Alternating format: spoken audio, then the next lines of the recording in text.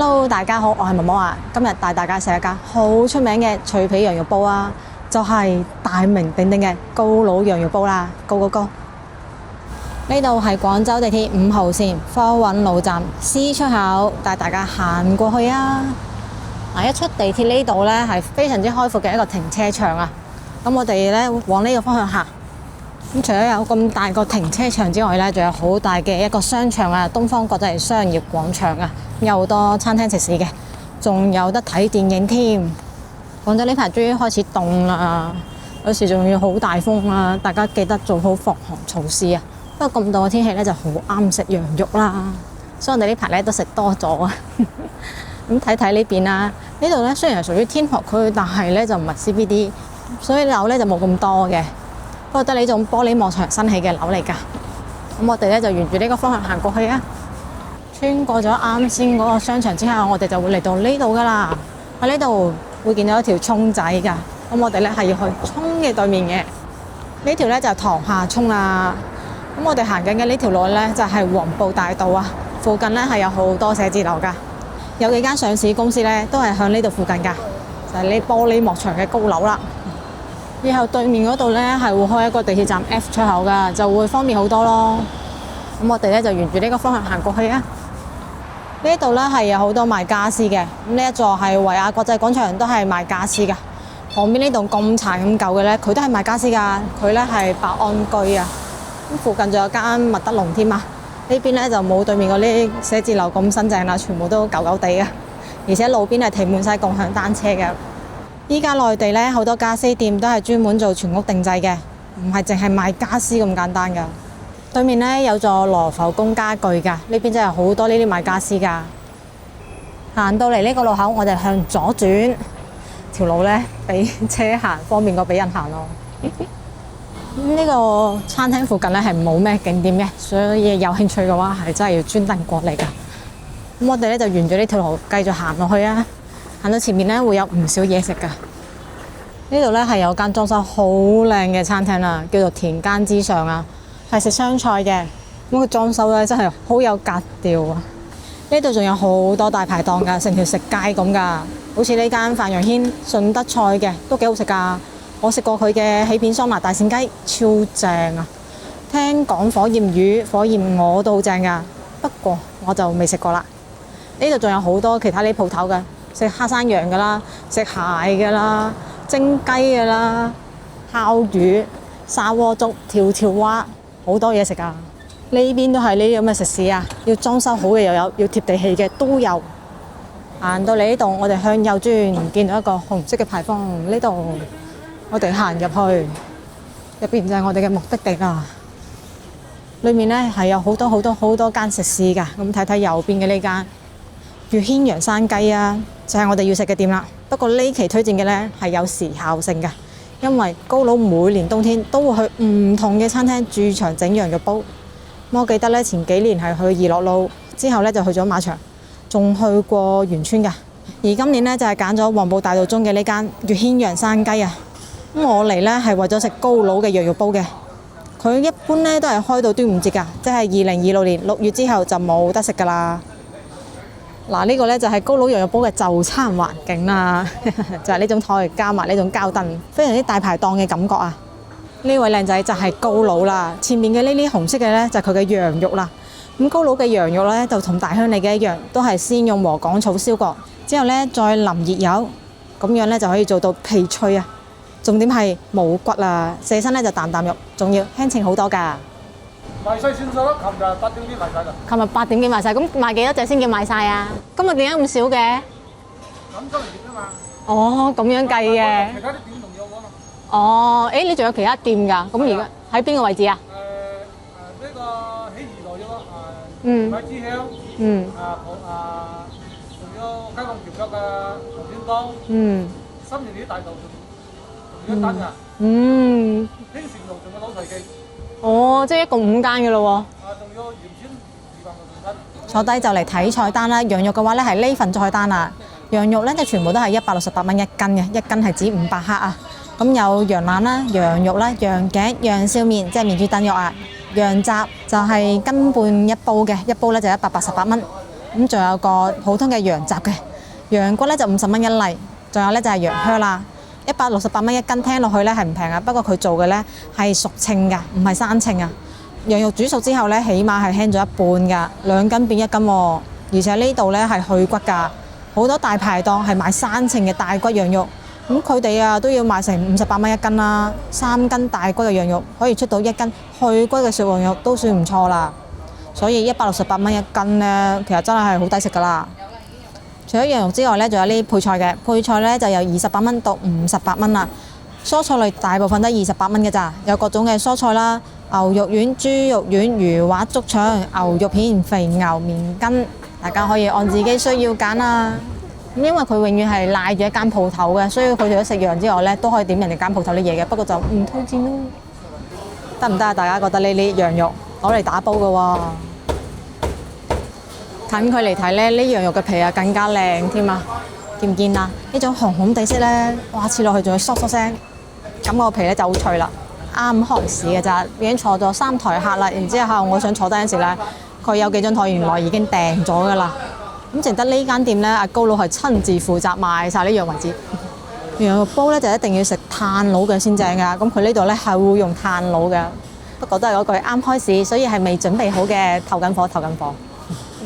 首先配菜到咗嘅28蚊嘅知足，咁嚟呢度食羊肉煲咧係會送菜㗎，一大盤嘅西洋菜啊。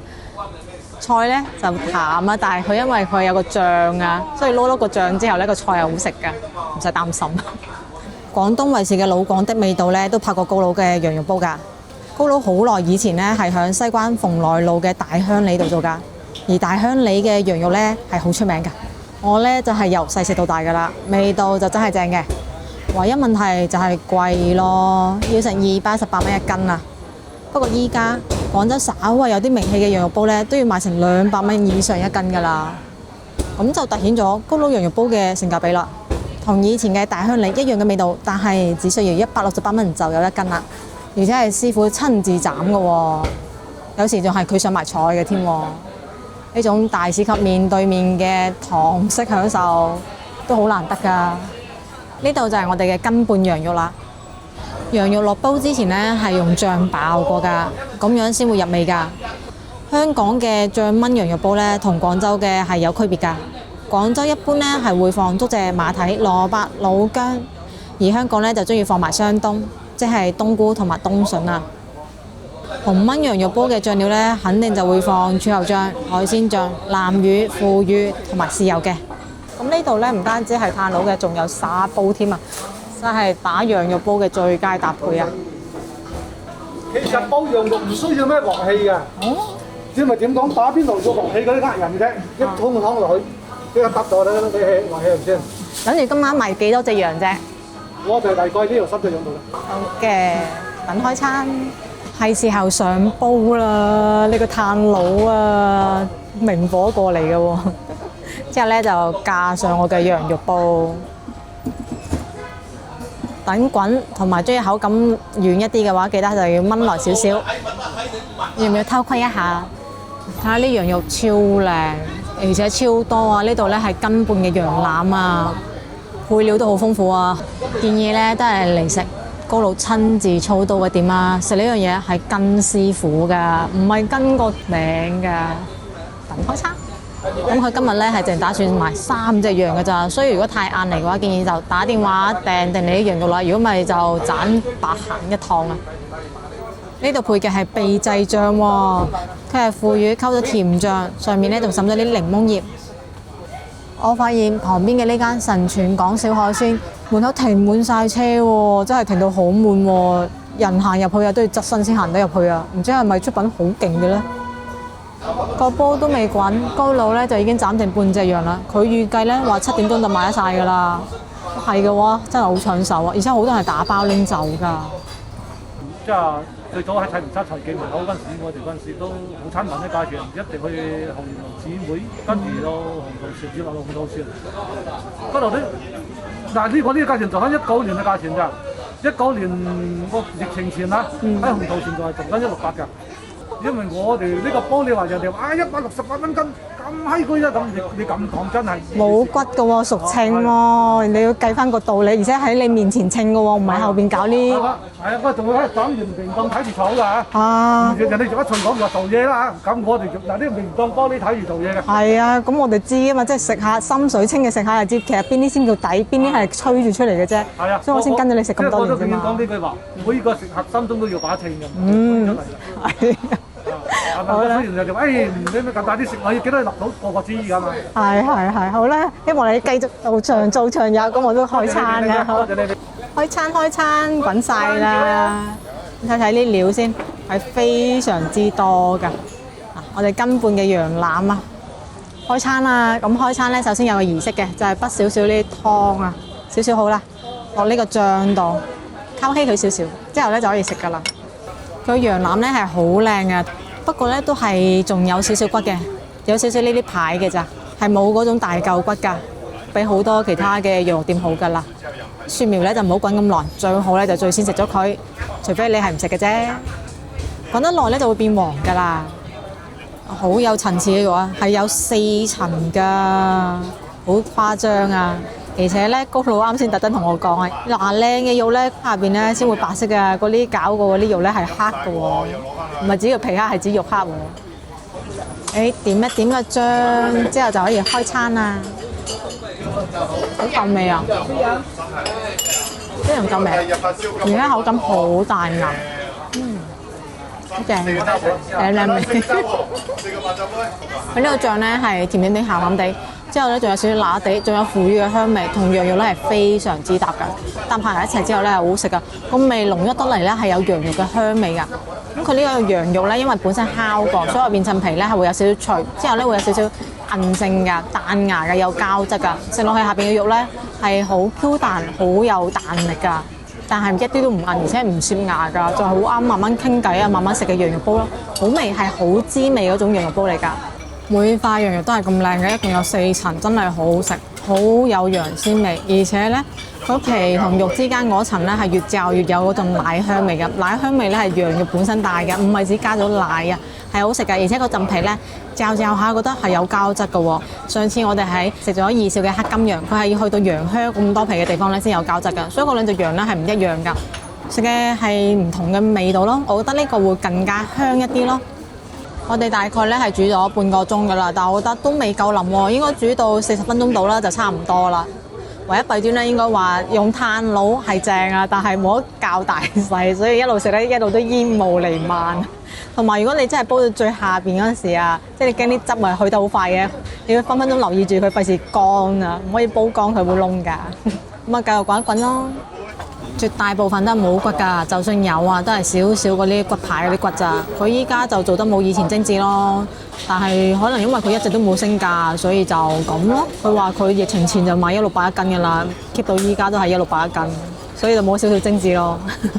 不過少少骨我係可以原諒佢嘅，主要係食佢嘅味道，因為個醬咧佢秘製調過嘅，搭埋羊肉之後真係好食㗎，係出邊唔同嘅羊肉嘅風味咯。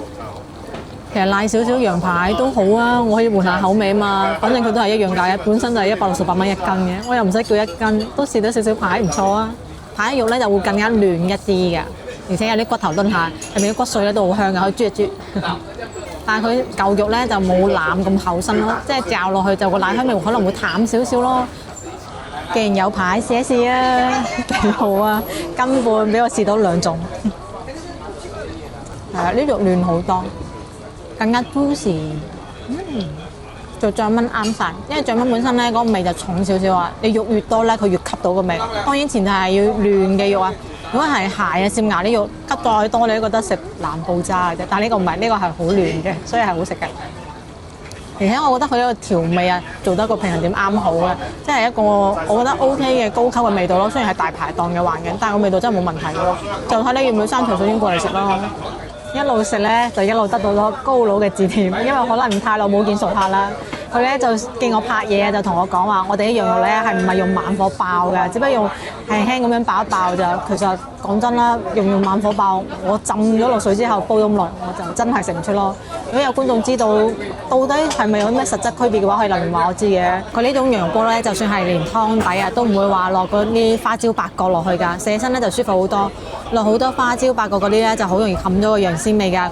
佢依家咁樣做咧，會更加鮮一啲㗎。我就比較中意呢種咯，鮮得嚟咧有個醬香味啊，就一個好平衡嘅感覺嚟㗎。呢度食斤半嘅羊腩，我覺得係抵食過二少嗰度嘅3斤咯，因為我已經有啲飽啦，而且咧我呢個斤半係真係得斤半嘅咋。我哋有拍佢稱嗰個鏡頭㗎，嗱大家去睇稱係真係斤半，佢冇俾多我㗎。就算大家你哋嚟食咧，都係咁足量㗎。羊我食得差唔多啦，係時候試試配料啦。呢個咧係白蘿蔔，但係真係已經好腍㗎啦，筷子用力佢就已經有印嘅，入咗味㗎，一咬就開，好水潤，非常之入味，好食。同個醬嗰個味啊，好搭啊。當然啦，就唔會有明顯嘅蘿蔔味㗎啦，係小朋友都中意食嘅白蘿蔔。白蘿蔔完全冇根嘅，口感真係好軟啊！紅蘿蔔仲有紅蘿蔔味嘅喎，我覺得白蘿蔔搭啲咯，因為佢本身有個味喺度啊，同個醬夾埋一齊之後就顯得太過濃啦。白蘿蔔就好食嘅，就好似炆到好腍嘅牛腩一樣，係好好食㗎嗰啲蘿蔔。斤半羊腩咧就食晒啦，一粒都冇啊！佢嘅骨咧就真係唔多嘅，就得咁堆堆嘅咋，其實都夠晒輕稱啦。熟稱盡量去晒呢啲骨，168蚊一斤，大家覺得值唔值啊？呢啲全部都係細骨嚟㗎，有啲仲要係軟骨添，都唔壓稱嘅。白蘿蔔好食啊，就係少咯，一煲入邊好似有4、5嚿㗎咋，但係真係炆得好腍好入味㗎啦，而且一啲筋都冇嘅，唔苦，清甜嘅蘿蔔味加上呢個汁味係好正㗎。咁既然肉食完咗啦，梗係時候錄配料啦，先錄咗個枝竹啊。如果係唔中意油膩嘅話，估計就中意食鮮嗰種多啲啊。但係炸嘅咧，我覺得就好啱打呢種醬煲咯，浸晒佢落去，滾一滾就食得㗎啦。羊肉煲就最適合錄枝竹㗎啦，嗦完個汁之後企唔穩啊，正啊！滾一滾就食得㗎啦，口感唔油膩，唔係好差嗰種枝竹嚟嘅。咁佢咧係錄嗰陣時咧睇得出㗎，其實質地咧係靚㗎，唔係嗰啲咧有啲太過大嚿太過厚會跌埋，然之後你錄嘅咧都會有一塊硬嘅，佢係唔會硬嘅，佢係成塊都可以錄到腍嘅，吸咗成個湯嘅味道之後咧好食㗎咯。呢間咧係非常之旺㗎，已經一早就坐滿晒人，好多係代表制過嚟攞位啊。至於後邊嗰台點解冇人，係因為佢俾人訂咗㗎。我哋開頭就坐嗰台嘅，之後就碌咗過嚟咯。嗱，而家成場都人㗎。加7點半，我聽啲服務員咧就話賣晒呢樣㗎啦，想加都冇得加㗎啦。咁至於點解7點半先賣晒咧？因為佢啱先喺度吹咗半個鐘頭水，羊都唔斬，直到好多人拉佢話：你快啲斬羊啦，個個都等住你啊！好搞笑啊，嗰個真係好好。咩都食晒之後，就開始食菜啦。不過佢啲菜咧真係雜菜嚟㗎咋，上面咧係西洋菜，下邊咧係糖蒿喎。講真，我係唔食糖蒿㗎。至於咩味嘅話，大家有興趣可以試一試嘅。中唔中意食就真係全睇個人緣分啦。咁我哋錄咗啲西洋菜就算啦，揀翻晒走啲糖蒿先。整乾整淨之後，就可以攞一攞我啲西洋菜啦。浸晒落去，陣間淋咗就食得㗎啦。點解我咁唔中意糖蒿呢？因為佢係非常之大陣味㗎。你一放佢落去，成個煲都係佢浸除啊，好霸道，好過分㗎。你試過？咁真係翻到嚟中國一定要試一試啦。好難頂嘅一樣菜。西洋菜呢，佢自己本身其實都有少少獨特嘅香味嘅，不過呢，就基本上都會接受到嘅。唯一缺點呢，就係佢好容易有污糟嘢啊，所以就出嚟餐廳食啊，或者自己食呢，都一定要檢查清楚。開餐啦！西洋菜唔好食咯，又齋又有苦味，不過係餸嘅就由佢啦。嗱，我哋呢家咧就揀好咗啦，佢下邊咧原來仲有油麥菜同埋生菜啊，咁啊錄埋呢2種菜咯。不過都係嗰句，免費送嘅唔好太大期待咯，因為連西洋菜都可以咁麻麻地。如果我真係成日食肉嘅話，唔健康嘅，我自己都頂唔住㗎。我真係成日食水果、食蔬菜㗎。喺青菜面前，我係揀食㗎。剩翻低嘅咧就係糖蒿啦，由得佢啦，我都唔想浪費㗎，但係真係太難食啦。同埋剩低嘅腐竹咁樣就可以大功告成，埋單走人啦，試埋佢先。佢呢度嘅生菜同埋油麥菜咧就正常好多啦，唔似得佢嘅西洋菜咁樣又炸又苦味，就好正常嘅菜咯，爽嘅。咁同個汁咧都幾搭㗎。不過咧就如果你一開頭就落咗菜咧，嗰個汁咧係會變得奇怪嘅味道，所以我建議最後先至落菜啦。食飽就埋單啦，根本嘅羊腩2個人嚟食，仲有一個腐竹啊，一共咧係食咗286蚊嘅，咁係有少少支付寶嘅優惠嘅，所以係俾咗282蚊咋。